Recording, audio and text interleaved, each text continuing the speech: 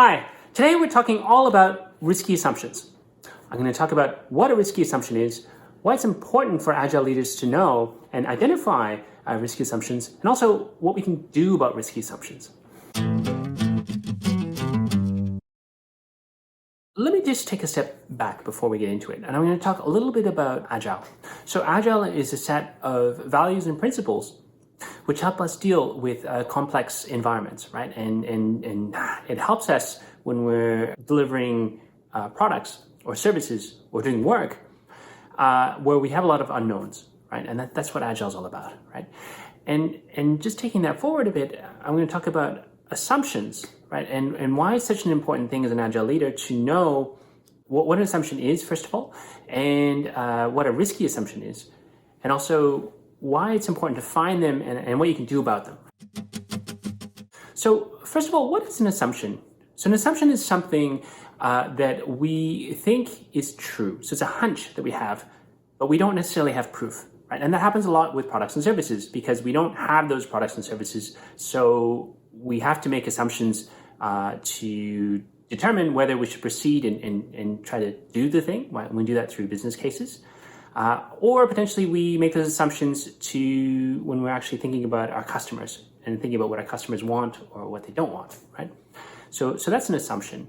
And a risky assumption is one of the things where if we have a particular piece of work that we're working on, if a particular assumption did not hold true, it would be totally catastrophic. Catastrophic can mean different things in different scenarios, so I'm going to leave that up to you as to what you think catastrophic means for your scenario. So let's get into it. So I'm going to talk about where you can actually find the risky assumptions. And I've actually isolated 3 areas where I've seen them quite a lot, right?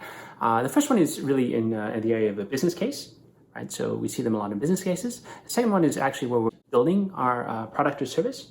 And the last one is really around our customers. You know, what assumptions do we have around our customers, okay?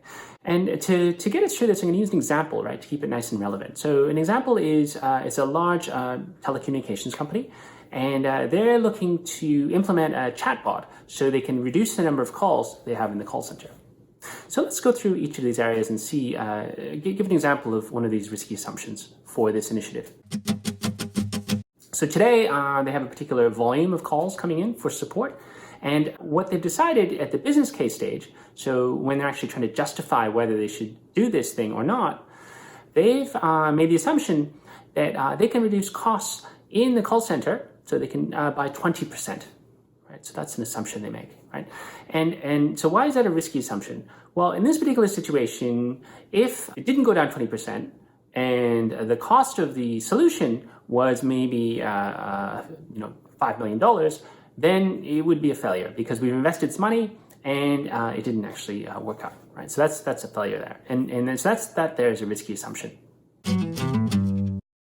So the next thing we're going to do is have an example of a risky assumption in the area of the build, right, or the solution, right? So there might be really around the cost of actually doing it. So it could be an assumption around we can use the existing systems that we have and integrate with this chat platform. That might be a good assumption. And it's not going to take too long. It might only take 6 months.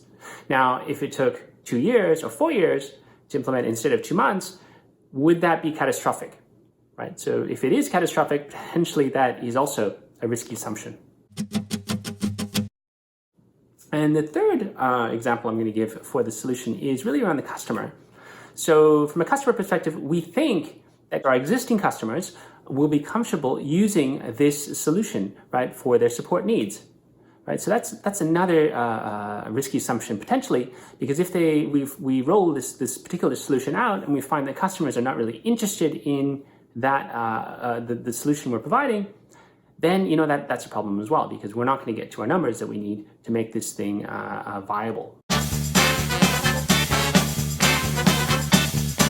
So I'm just going to go through 2 traits of these risky assumptions that are important to know, right? And this will be more important when we actually get to the next video talking about hypotheses, right?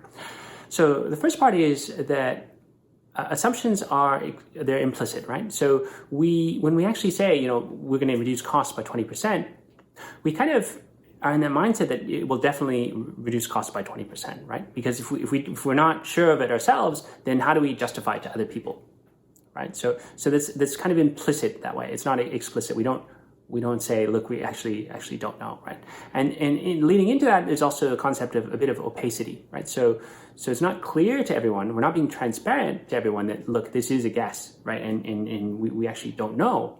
So it's important that as an Agile leader, we look at that implicitness and that opaqueness, and we actually try to flip it, right? So if we see assumptions coming up in any of those areas, potentially it might be worthwhile to raise that up and say, hey, is this actually an assumption? What would happen if this assumption did not hold true? Or how do we know that it is going to reduce costs by 20%? Is it a guess, or what is it? So by asking those questions, we can actually make it so that these assumptions are not opaque, and also that they are more explicit. So this takes us to our next video, which is talking about hypotheses. So hypotheses are different than assumptions in that they are explicit, right? So when we have a hypothesis, we say, look, this is actually something that we want to test. We want to make sure that it's true or not. So will it reduce costs by 20%? How do we make sure that's going to happen? Or how do we do the best that we can to make that risky hypothesis? How do we make it not so risky, right? Or less risky?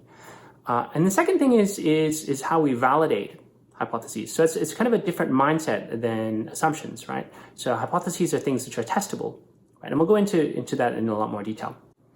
So there you go. So those are assumptions, risky assumptions, and where you can find them, and why it's important as an Agile leader to actually know that they do exist and just be conscious of them, and whether you're seeing them from other parts of the organization, or if it's yourself, you actually have them in your own work. If you have any work that you're working on right now, think about the work that you're working on, whether it's a business case or the design or actually how you're actually building your solution. Think about if you actually have any risky assumptions that are in there today. And what are those, right? It's kind of a nice reflection activity. If you like this video and you want to know more about leadership agility, or you want to actually get notified when the next video is going to come, talking about hypotheses, testing, and lean startup, please subscribe to this video, and I'd really appreciate it if you could like this video if you really enjoyed it. So just click that like button down there, and that would be really helpful for me. Anyway, we'll see you later.